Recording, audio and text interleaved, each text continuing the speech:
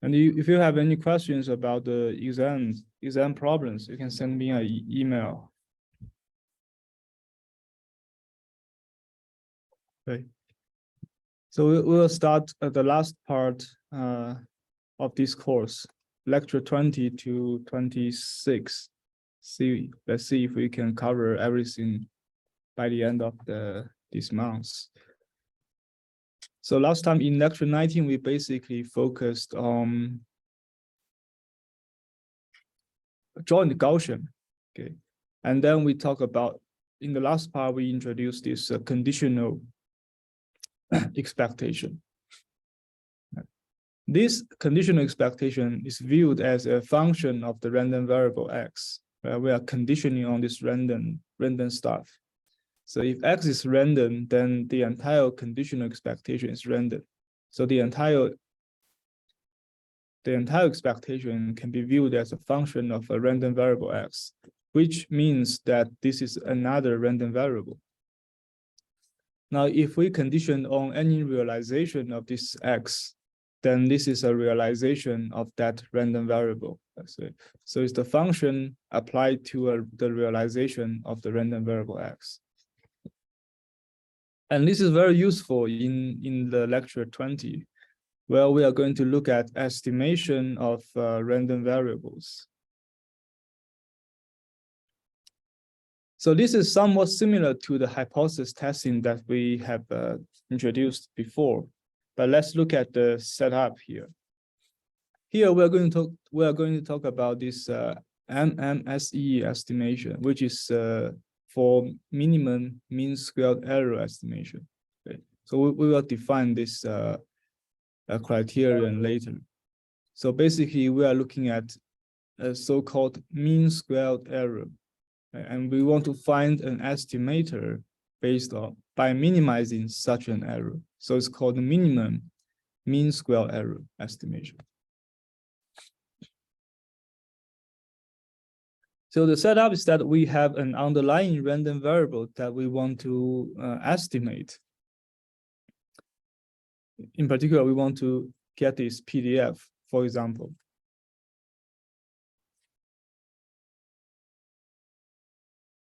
But we only observe a certain outcome y. Okay. And these outcomes are realizations of another random variable y. So we only observe some realizations of y. But this random variable y is related, somehow related to the underlying random variable x.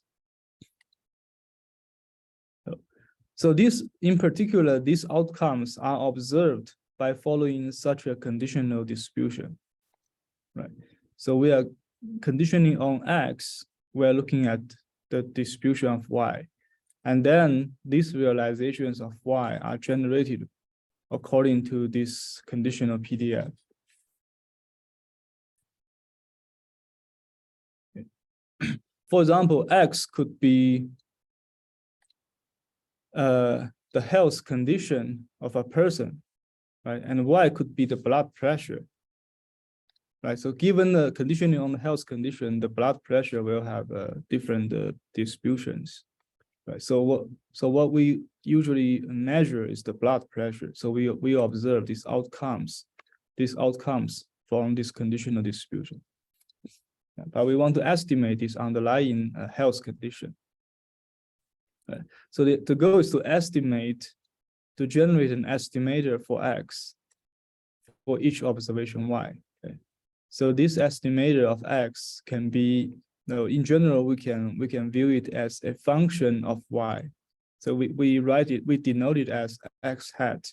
So it's the estimation, which is a function of y. Now we want to find such an estimation based on the following criteria. In particular, we can define a cost function. This cost function is defined as the square distance between your estimation x hat and the underlying true realization of the random variable x. Okay, so this is like your estimation error. So we look at the squared error.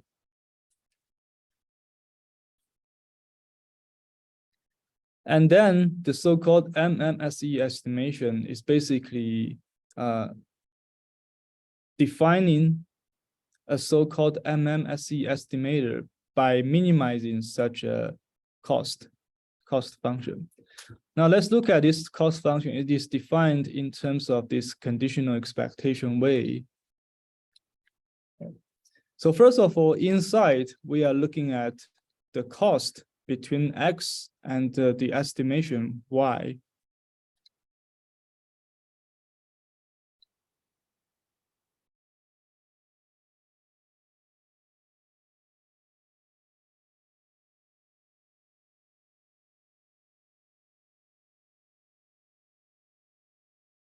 Okay, so look, so in particular, let's see, here is a conditional expectation, right? We are conditioning on a given observation. So let's look at this conditioning first. Okay. So we are given a certain observation of the outcome, right? For example, this could be the blood pressure of a person. Now, given this observation, we want to find an estimator x hat y. Right? This x hat y, given this y, this is a real number, right? It's a function of this input y. So this is a certain estimation of the underlying random variable.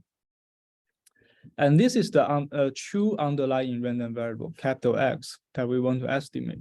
So this sim is random, right? But this one is fixed given this y, right? Given this y. So apparently, given this y, this deviation here, we're looking at the square distance. Right? This squared term, because this one's fixed, right? It's a fixed constant that we want to estimate. This entire square term can be viewed as a function of the random variable x. So the entire thing is a random variable, while the randomness comes from x. So therefore, we want to evaluate the expectation of this cost or squared error. Well, the expectation is taken over the randomness of x. Right. So overall, by looking over all the random realizations of x, we are trying to find an estimator x hat y that is close to the underlying random variable, in the sense that it minimizes such average squared error. So we call it mean. Mean means here we take expectation. Mean squared error. Squared error means inside we have a squared error. So we call it mean squared error. In fact, here is a conditional mean squared error. So going back to this expression, we define for this conditional expectation, right? We want to find a x hat y, because at this point, we don't know how to choose this x hat y, right? So we want to find an estimation x hat y such that it minimizes this mean squared error.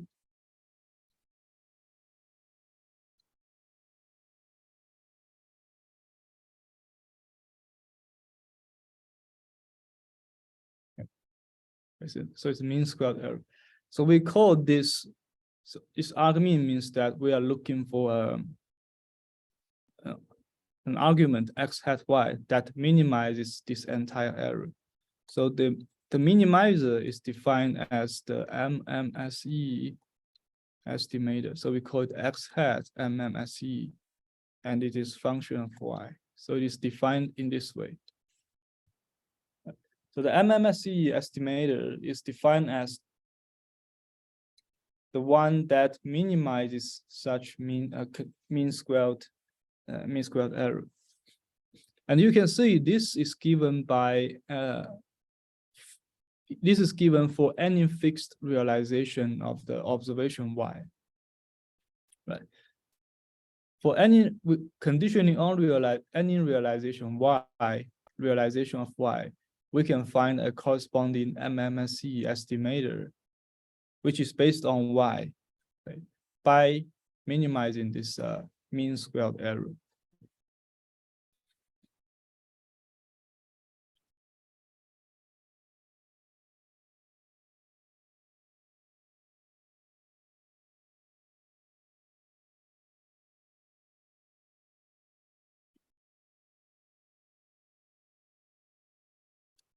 And this is very similar to the binary hypothesis testing that we talked about before. The only difference is that, I will not go over details, but the only difference is that here we are trying to estimate an underlying random variable, which could be a general random variable, could be a continuous one. But in the binary hypothesis testing, the underlying random variable that we are looking at is binary, because we have underlying two hypotheses, right? Either 0 or 1. So this H in the binary hypothesis testing is, you can understand this as the random variable X here, right? And in that setup, we are given these conditional PDFs. So under each hypothesis, we know the distribution of the observation Y, right? Here it's similar. Under conditioning on this underlying random variable X,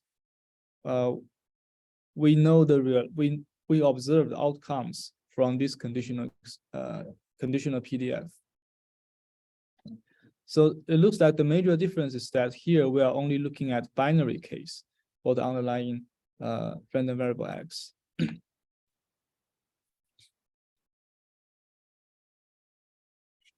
Okay, now let's look at this MMSE estimator, in particular this problem. The question is, can we solve this minimization problem? And for a MMSE estimator, can we get an analytical form for this solution? And turns out it depends on the function class that we are looking at. Okay. So in particular, here, we are trying to find an estimation X hat Y that minimizes this term. But in practice, we may have, depending on the specific scenarios, we may or may not have restrictions on this X hat Y. So there are many cases. So in general, we assume that this minimization is taken over a class of estimations SY.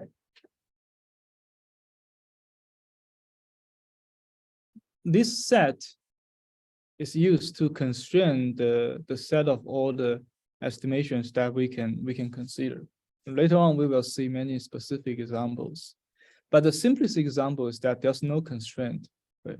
The simplest example is SY could be anything.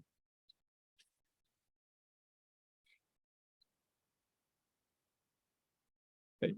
So here, so we first consider this simplest scenario where the set of allowed estimators SY, it can be arbitrary. Okay. Basically, this constraint, there's no constraint on this estimator X hat Y.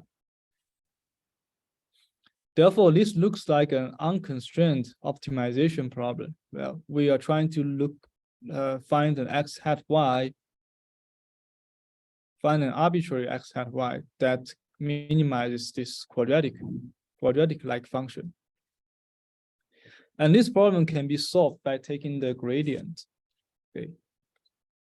So it turns out in this case, the MMSE estimator, okay, this estimator is analytically given by the conditional expectation.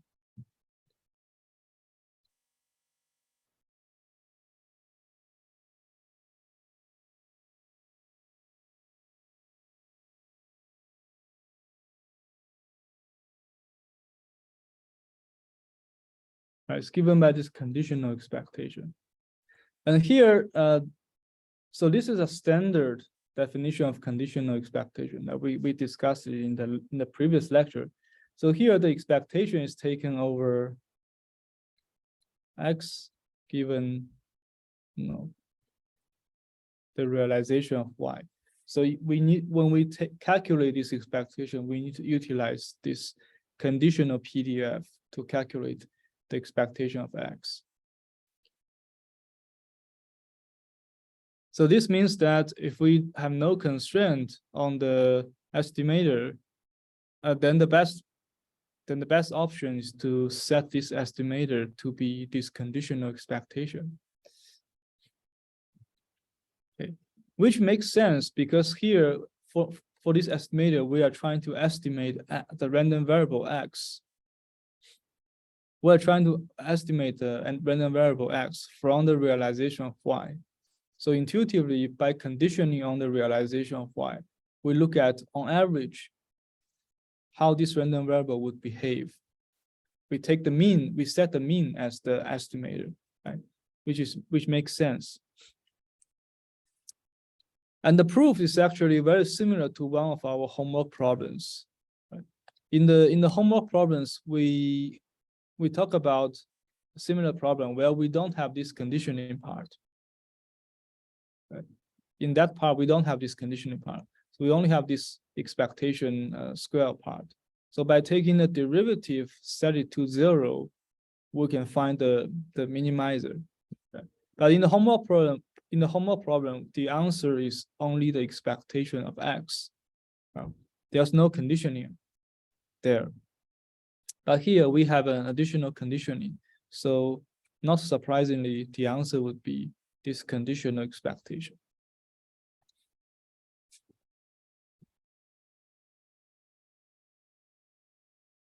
Okay.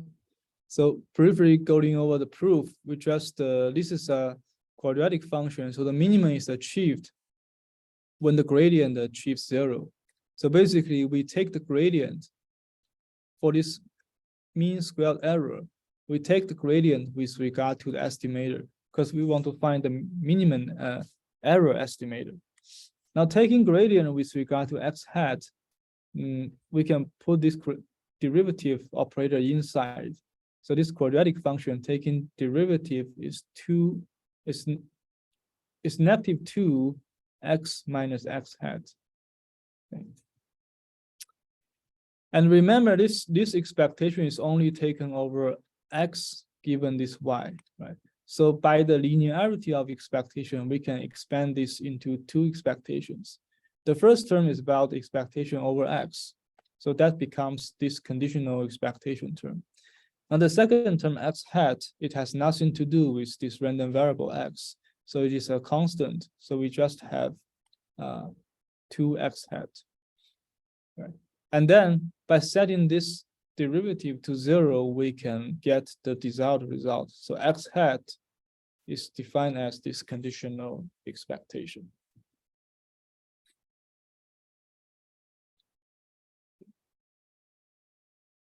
But for most cases, no, it is when we switch the order between derivative and expectation, there are some conditions on that. Here, you see, in the first step, we are switching the expectation with this derivative. Well, the expectation is basically an integration, right? So the question is, can we switch integration with derivative? And this is actually a very interesting mathematical problem. Not always, but under very mild conditions, we can do that. So here we are assuming that those mild conditions are satisfied. But in general, when you switch these two, you have to be careful in some cases. Okay. So this gives the so-called MMSE estimator when there's no restrictions on the estimation.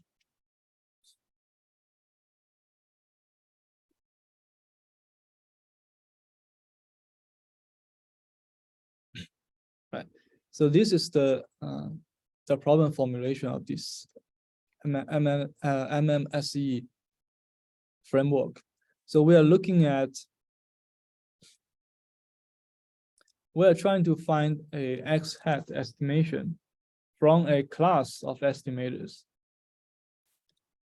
so that this X hat can minimize such a mean square error.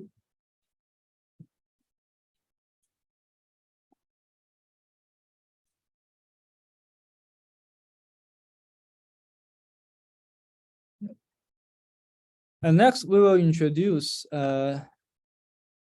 recharacterization of random variables in the vector space so that we can easily solve this MMSE problem in a more general way.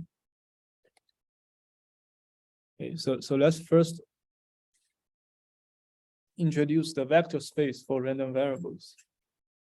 Now, when we talk about vector space, we intuitively, like for two-dimensional spaces, we are very familiar with this concept, right? If you draw two axes, this is a vector space of dimension 2, where any point can be represented by a vector of 2 coordinates. Right? These coordinates can be used to draw a picture of a visualization of this point in this 2D space. But for random variables, we don't really have this concept of coordinates. Right? It is more abstract.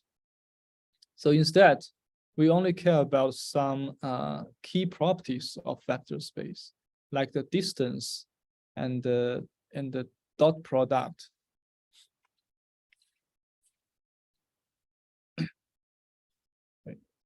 So it turns out that the random variables defined over a probability space with finite second moments can form a vector space. So here we look at all the random variables with finite second moments.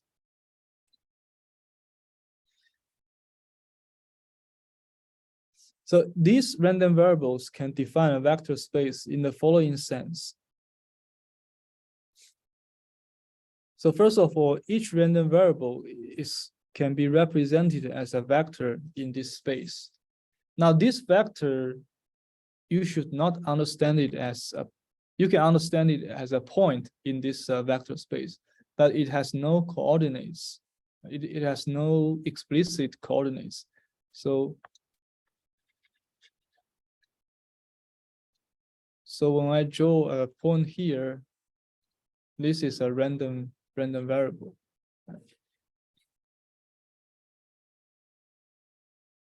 And the second thing is everything that we need for any reasonable spaces, which basically says that if two random variable x and y are in this so-called random variable vector space, then the linear combination is also in this vector space.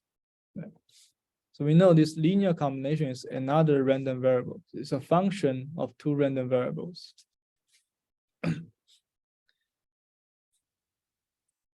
So this is very similar to the to this 2D or even 1D space. You pick any 2 points, do a linear combination. It's always in that space.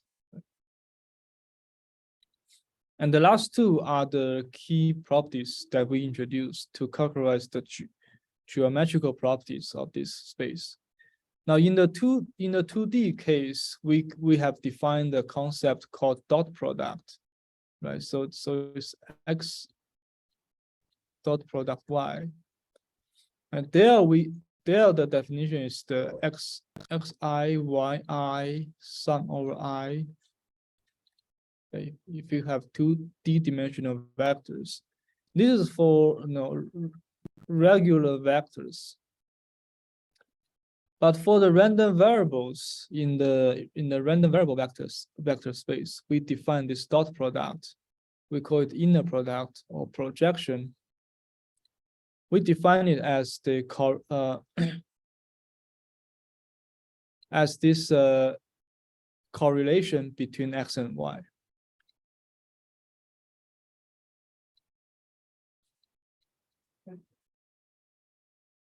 So the notation we use this two brackets to denote the dot product between x and y. This is notation, right? Between two random variables, x and y.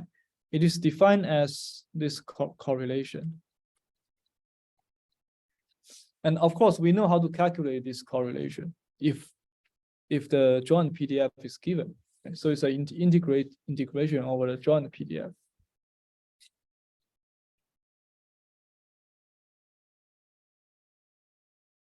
And we have this dot product in the conventional case. We can also define the length or the magnitude of a vector, which is defined as square root of sum of the squares of the coordinates.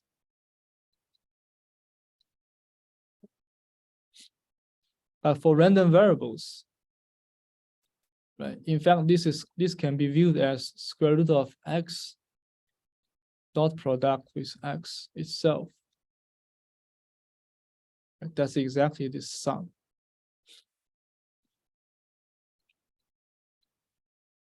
So here we can define this, the length or the magnitude of a random variable, right, in a similar way, the square root of the second moment.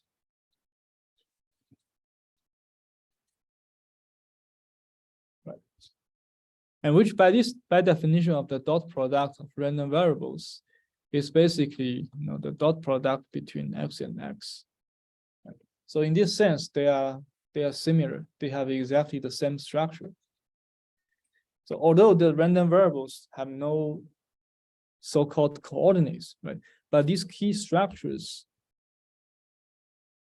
remain the same, so that everything we discussed in the conventional Euclidean space, right, we can also discuss them here in the random variable space.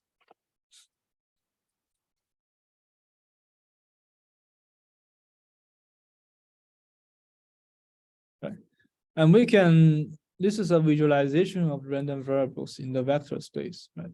Of course, we don't have the concept of coordinates, so you cannot really visualize everything in the conventional way, but the geometrical properties are preserved. For example, here we can see this random variable x, which is this point. Here's another random variable z. Right?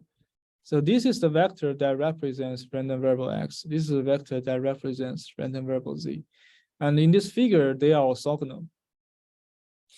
Right. So we define this as orthogonality between random variables. Right. So x is orthogonal with regard to z in the sense that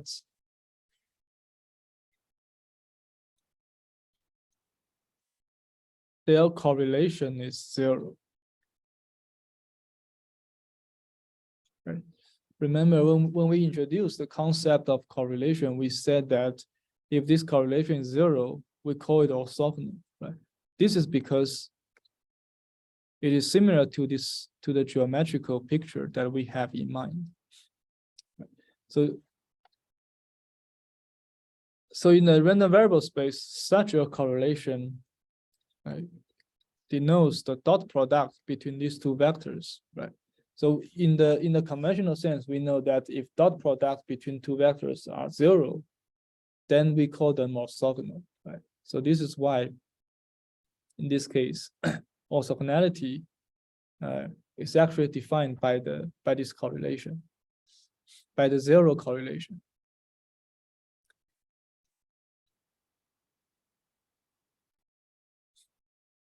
And also we can project a random variable to another random variable by using dot product. So the projection of x onto w is basically calculating the correlation between these two random variables, which kind of makes sense because in the conventional way, even this is a real 2D space. When we do projection using dot product is essentially, taking this vector multiplied by the cosine angle between these two vectors, right? And once you multiply by the cosine angle, you end up with this length. So the projection of this vector onto the other vector, right?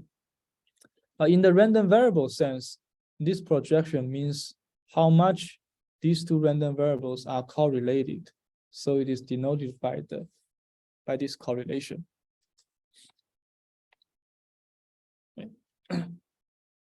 So this is only a very high-level illustration of this concepts of random variables. But in practice, you don't really need to utilize these pictures.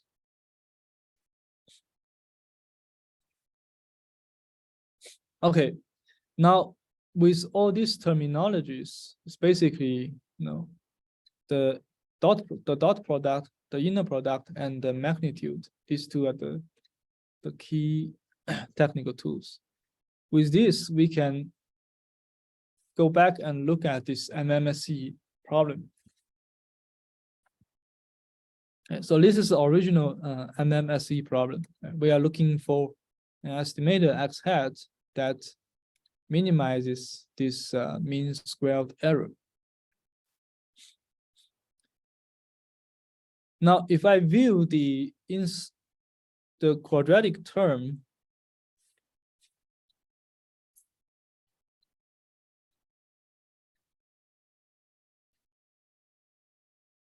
if I view this distance term inside as a random variable, I view this as a big random variable. So it's expectation of this random variable to the power of 2. Right? This is exactly the definition of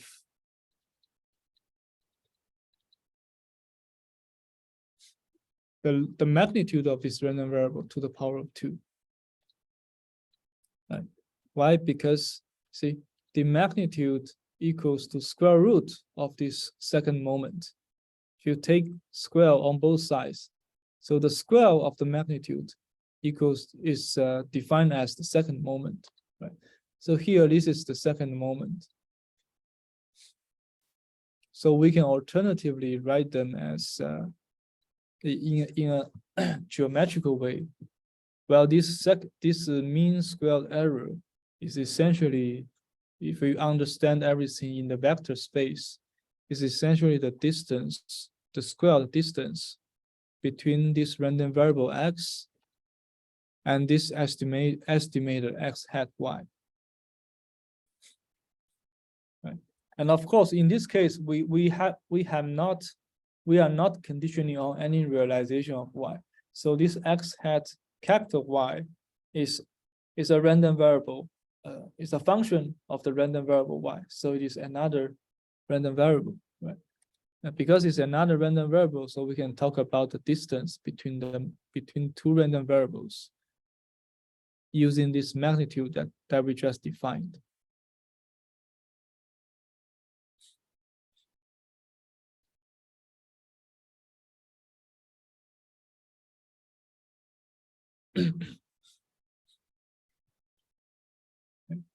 So in this way, we can rewrite the original MMSE problem in this notation, right?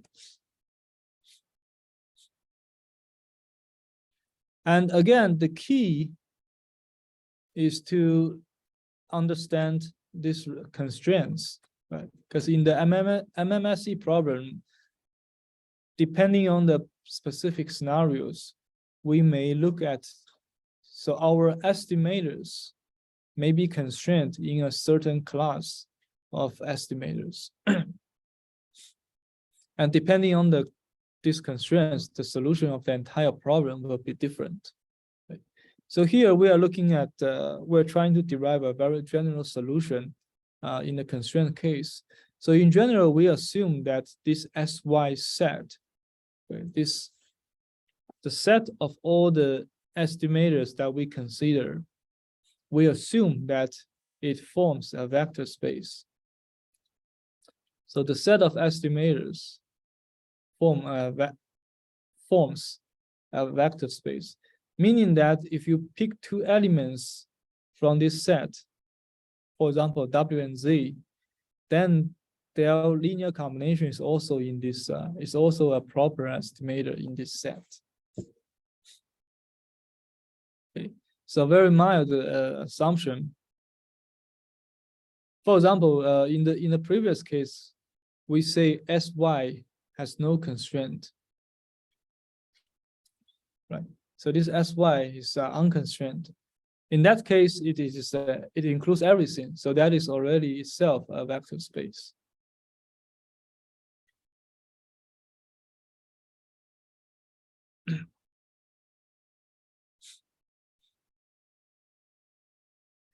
And this is an illustration of this MMSE problem for a certain constraint set. So for example, suppose this Sy set is a vector space. For example, it's a straight line. So any point on this straight line is an estimator, right? And this straight line is a vector space because you pick any 2 points, do a linear combination, the resulting point is still on this straight line, right? So this Sy is a subspace in this 2-dimensional space. Now, if you restrict your estimator on this straight line, then this problem is exactly, suppose your underlying random variables X is here.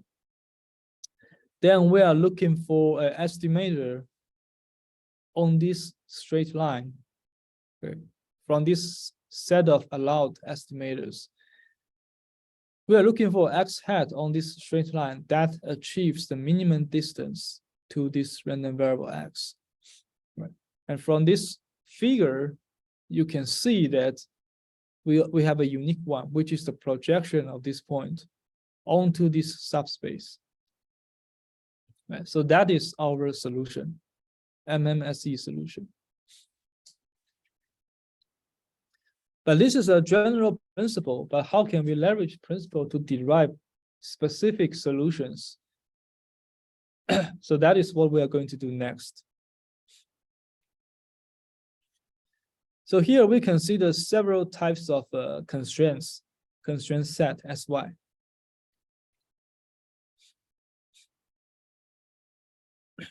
So the first case is a so-called constant MMSE estimator.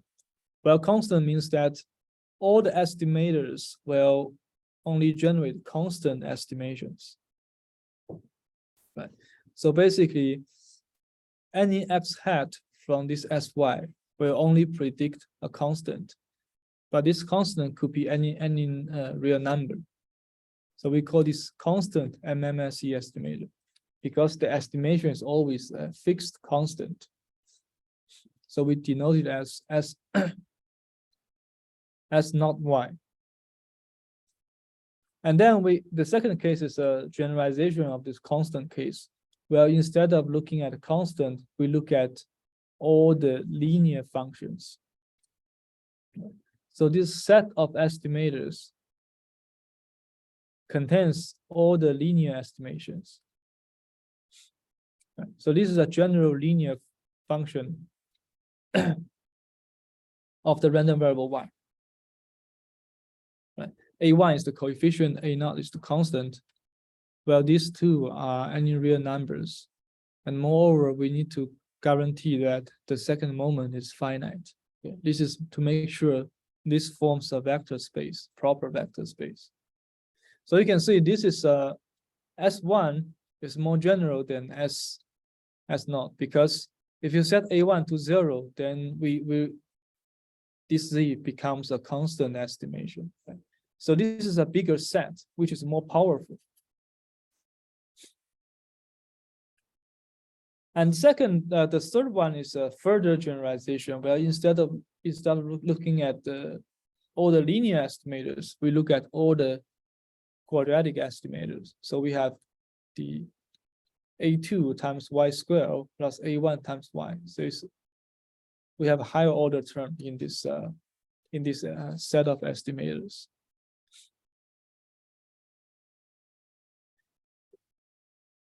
And you can go even further, cubic, fourth order, fifth order, but here we'll consider up to second order. And the last one is unconstrained case, because this is the biggest one. So this estimator could be anything as long as it is a function of random variable y, and also it has finite second moment. So this is the most general case.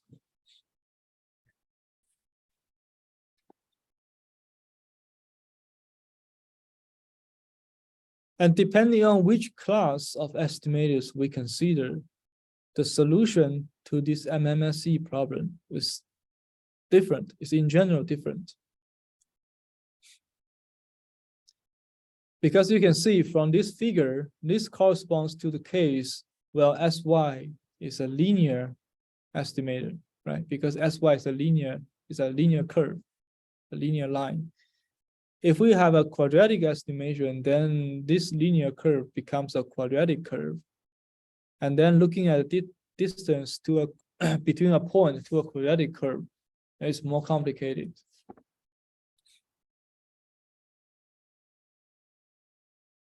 So next, we are going to introduce a principle,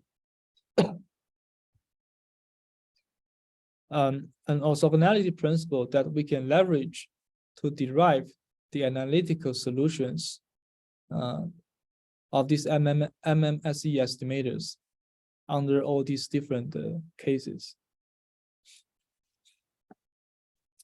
The orthogonality principle is very simple and it can be intuitively understood from this picture, right? Let's say if we have a random variable x that we want to estimate.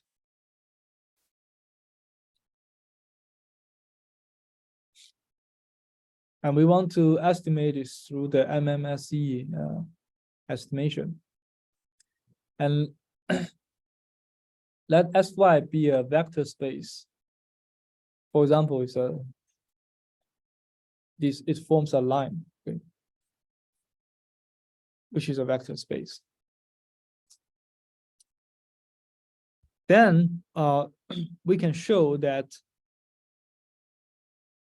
we can find a unique MMSE estimate x hat such that the error term between x and x hat is orthogonal to all the other estimators. Okay. Now from this picture, what this sentence says that, okay, on this line, on this set of allowed estimators, you can identify a unique estimator x hat so that this vector, now this vector corresponds to the difference between these two, right? It's x minus x hat. This vector is perpendicular to this entire straight line,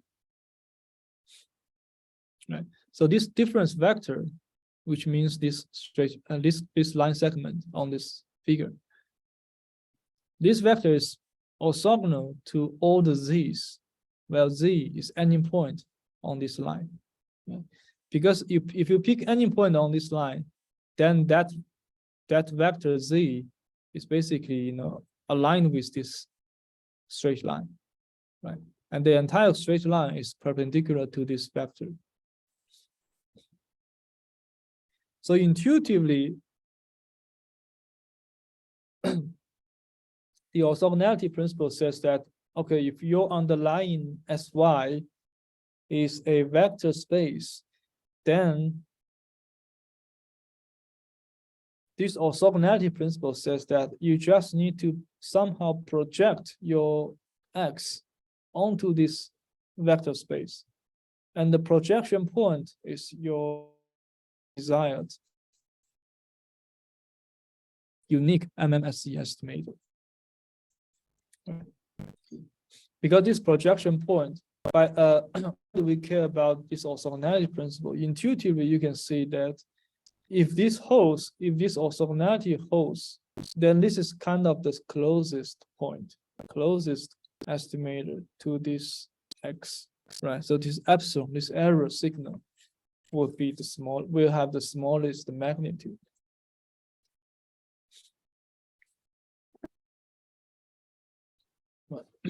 Of course, in this case, again, this orthogonal is in the random variable sense, which means that the correlation between these two random variables is 0.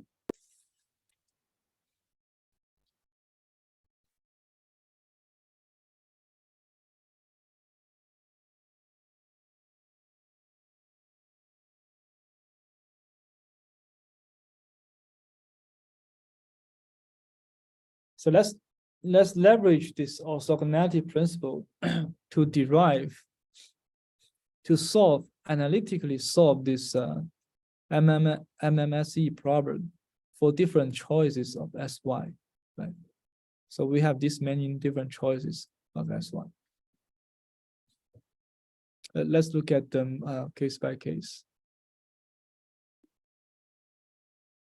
Now the first case is constant MMSE estimator. So basically the set of estimators we consider is always a fixed constant, meaning that no matter what you observe, no matter what you observe from Y, you always predict a constant. So this is kind of the worst estimation that you can think of. And we call this as the MMSE estimator under this constant case. We call it constant MMSE estimator, right? CMMSE estimator. Okay. Now, by the orthogonality principle, this error signal, right? The difference between your underlying X and your estimator should be orthogonal to any point in your estimation set, right here. This difference signal should be orthogonal to Z, to any Z from this estimation set. Now, in this case, the estimation set are not random variables, because if you go back to here, this Z, now the set of all estimators in general could be a set of random variables.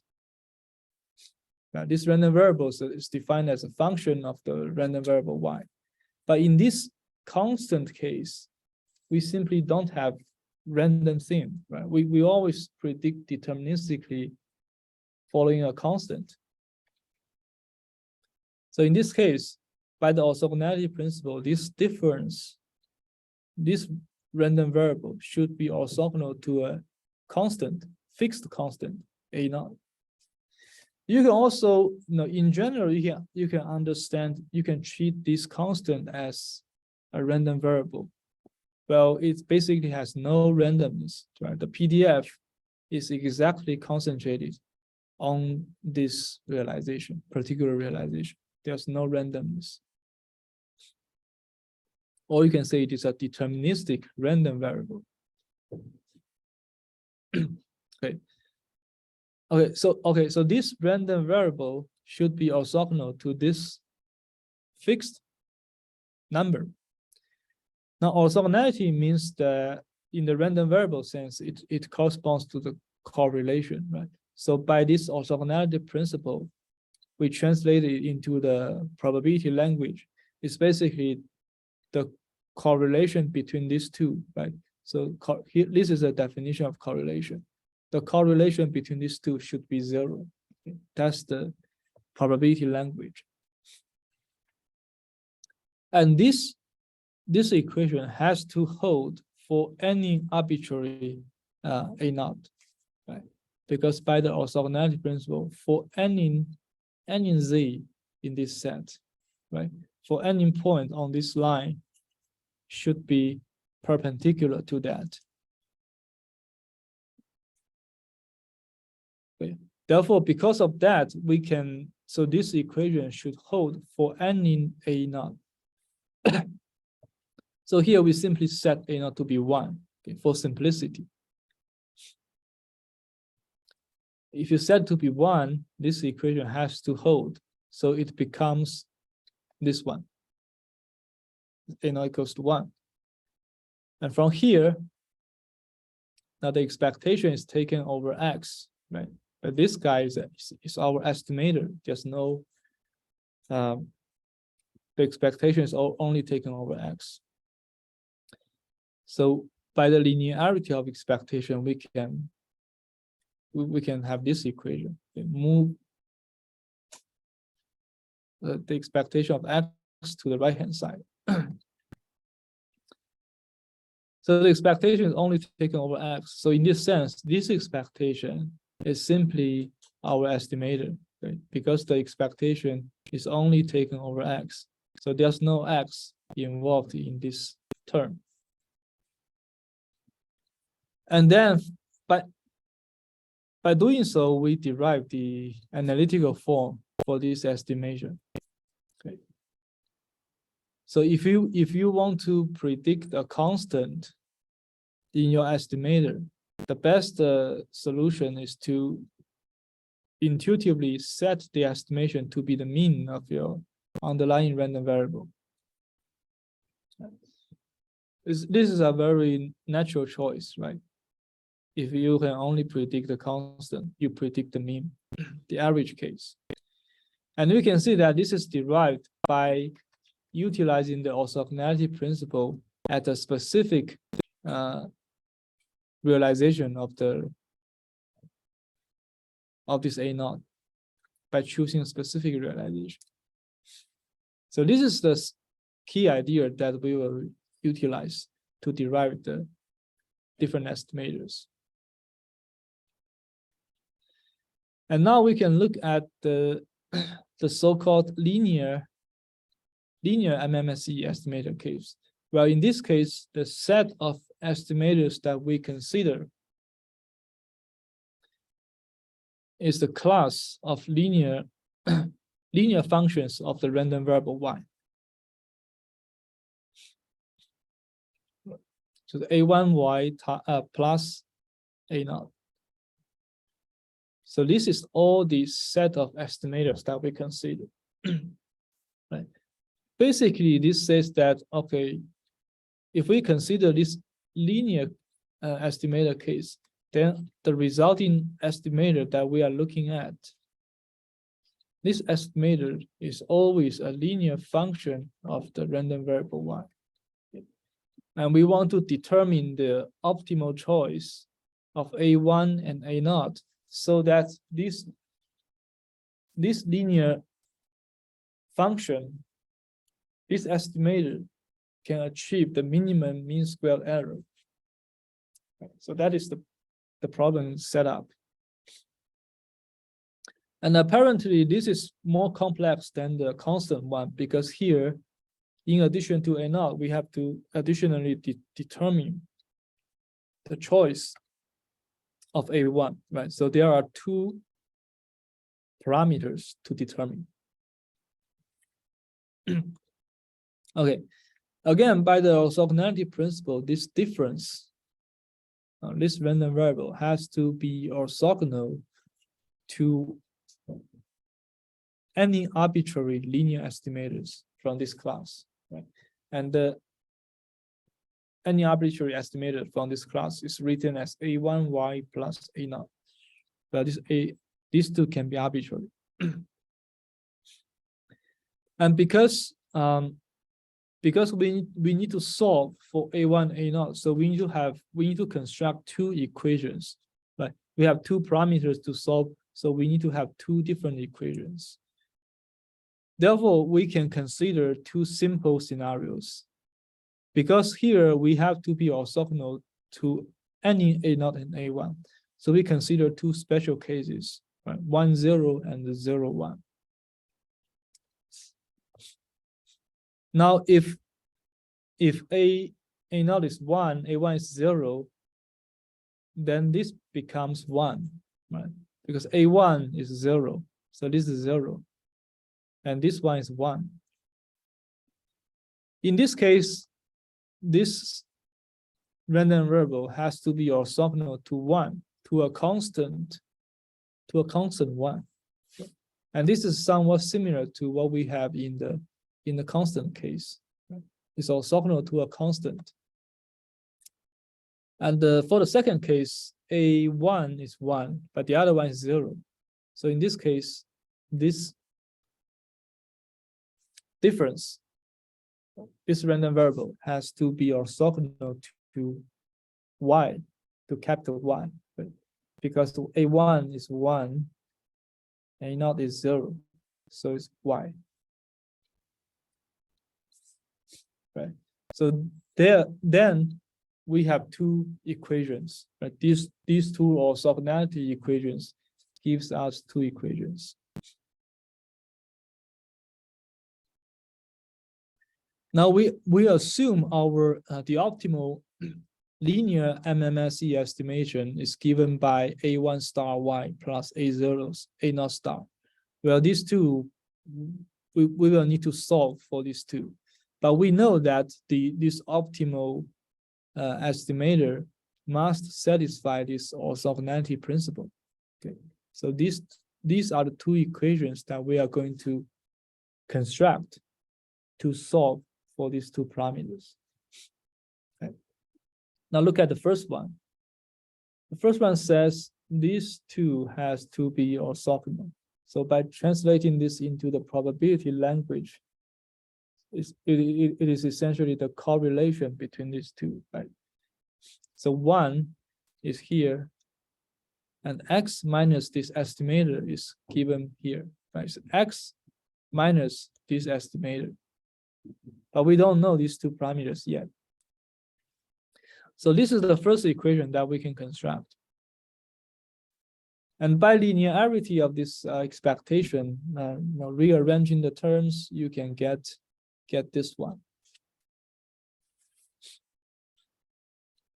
Okay. So this is the first equation about these two parameters. And from the second orthogonality principle, right? So here you have it's orthogonal to y, so we have y instead.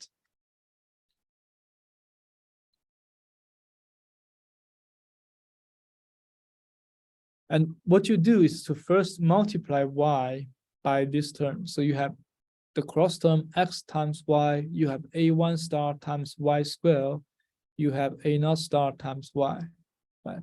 So you expand everything and then take expectation. You can get this one. You have the cross term, you have the y squared term, you have the y term. Right. So this equation, you can see that it involves higher order moments of these random variables. Y squared, this is second moment, and this is the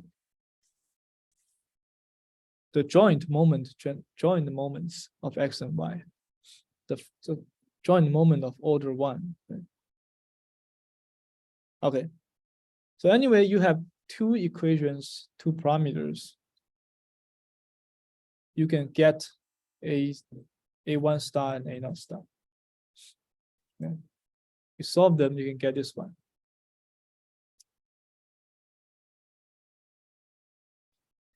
So A1 star, which is the coefficient of your linear estimator, is given by the covariance between x and y divided by the variance of y. Okay, it's A1 star. And of course, you have to calculate this covariance and variance.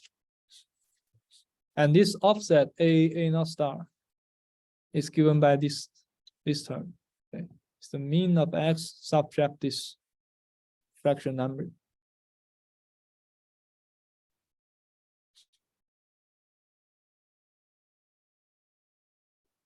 Now, in the end, the linear MMSE estimation is given, okay, plug in these two parameters into the estimator, rearrange the terms. The linear MMSE estimation is given as follows. Okay.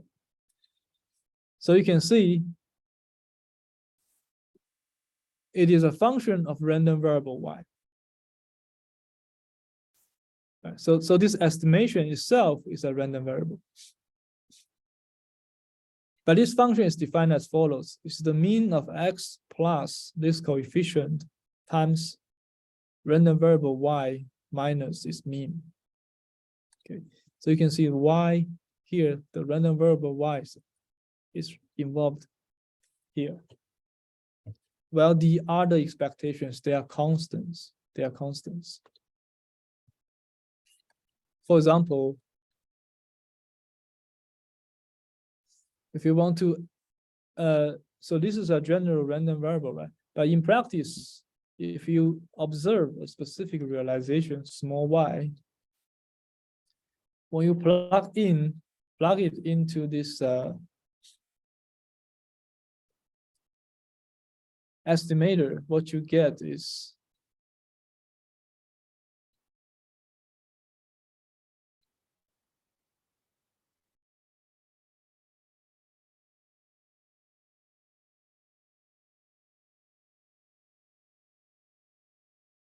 this one, right? Now, these two, they are constants, right? You should not replace this by y, otherwise they will cancel out. Right? This means it's an expected value, the mean of this random variable y is a fixed constant. There's no randomness in it. Right? These two are numbers, constant numbers. So so the only thing you need to replace is this, the random variable part.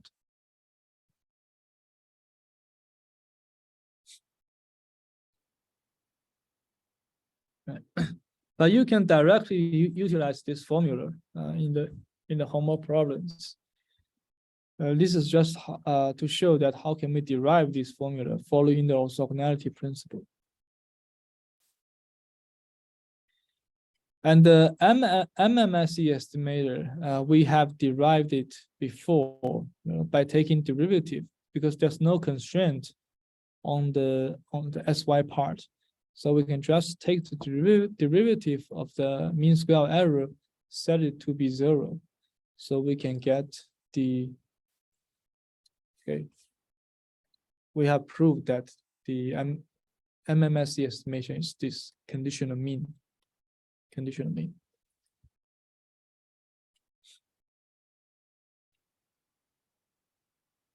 So here, we did not derive the quadratic case. I think it will be very complicated, but you can imagine now we have 3 variables, 3 parameters, A2, A1, and then you can follow the similar approach, right? So you have 3 parameters.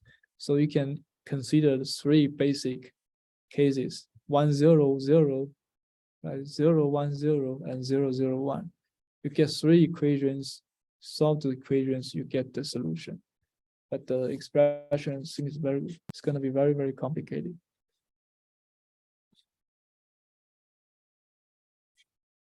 Right. Therefore, we have the constant estimator, the linear estimation, and the unconstrained estimator. So these are the 3 basic estimators that we are going to consider. Okay. So the linear and the unconstrained, these 2 cases will be useful, but the constant case, in some sense, is trivial.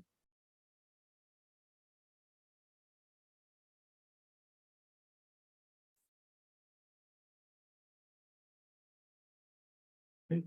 So this finishes the this lecture. Well, the basic idea is to introduce this MMSE estimation framework, so that in practice we know how to estimate a random variable given observations from a related random variable.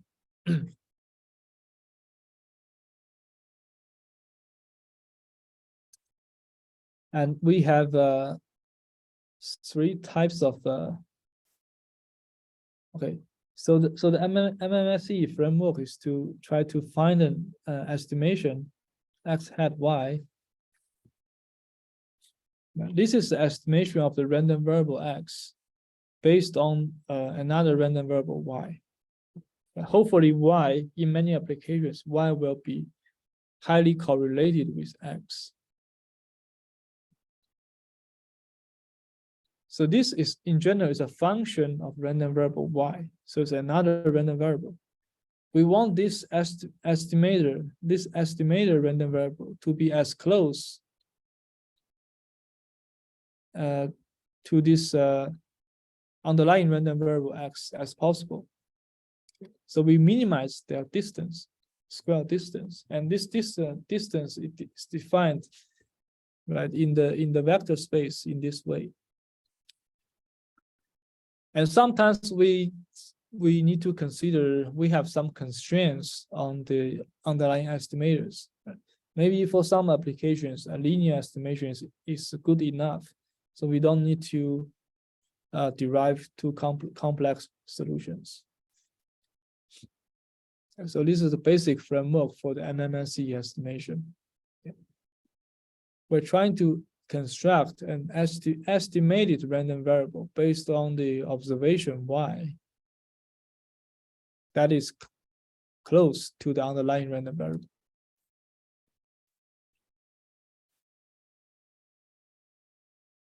And it turns out that if we want to do linear estimation, then the constructed random variable looks like this. It's a function of random variable y. Okay. And you can see that it is indeed, it involves the covariance part, the covariance between x and y. So basically, this optimal estimator depends on how x and y are correlated. Right? This is intuitively how we can estimate one random variable by observing realizations of another random variable.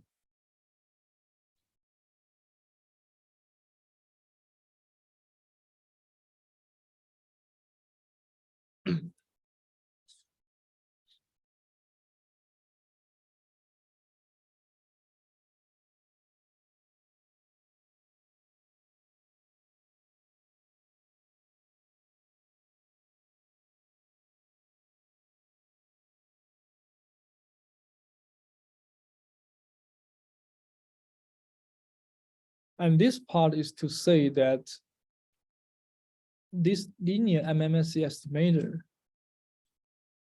can be, and this equation can be rewritten into this way. Well, we translate the covariance into the normalized correlation coefficient. Right? We know the correlation coefficient is defined by this way. So if you, instead of using the covariance, we can use the correlation coefficient instead by introducing these additional factors. But in the end, if you do that, you will get a very interesting formula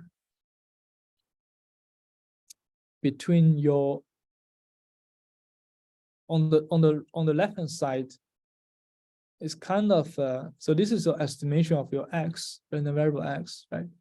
So it's an estimated random variable, subtract the mean, divide by the standard deviation. This is kind of like a normalized random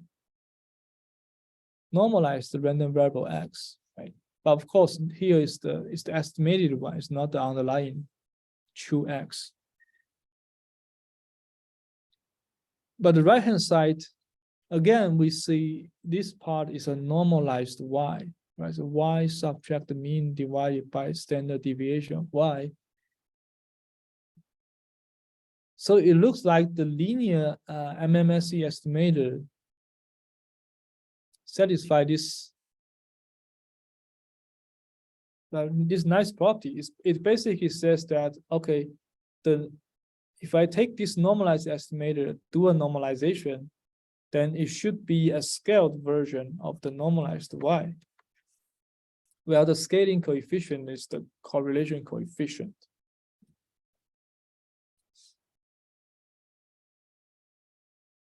Right. Which kind of makes sense because first of all, we do normalization on both sides. So x and y, they are like centered zero mean random variables with unit variance. But how do we get the best estimator in this case? Well, basically looking at their correlation coefficient. Right? If this correlation coefficient is extremely positive, we know that the maximum value for this one is +1. Right?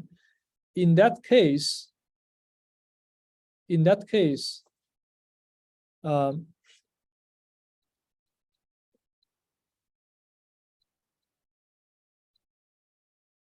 know that these estimators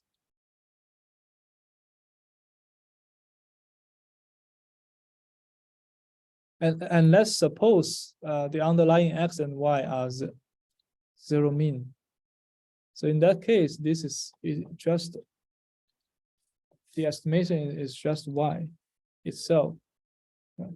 Which makes sense because when we talk about the correlation coefficient in lecture 19,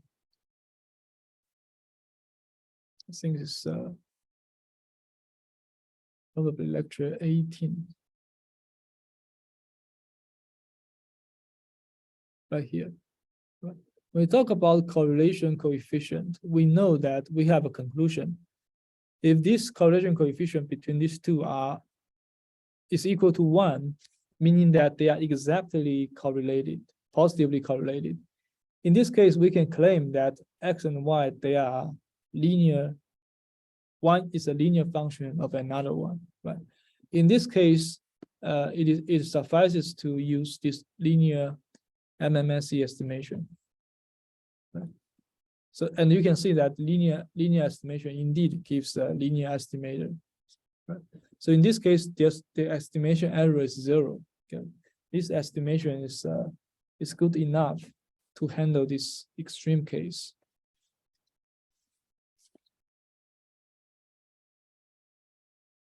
Right. So that is the intuition for the linear estimation. So after normalization, the estimated x is a linear scaling of the normalized y. Okay. So that's why it's called linear. And the normalization coefficient depends on how much these two random variables are correlated with each other.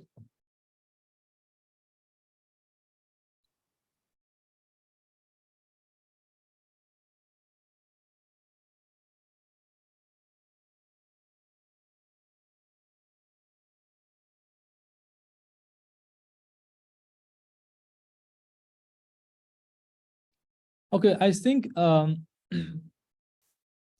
think we can stop here. So if you have any questions regarding the homework 8 and 7, we can discuss them in the office hours this afternoon.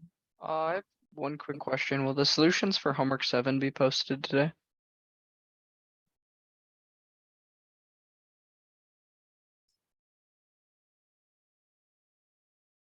Let me check that.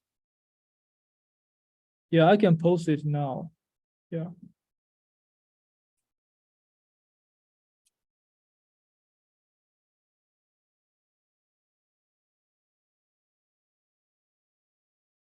Okay. Sweet, thank you. Yeah, question. Because it does have a lot of conditional stuff, right? Conditional expectation. Is that, and that, we talked about that last time, so is that kind of required for the exam? Let me take a look at this one.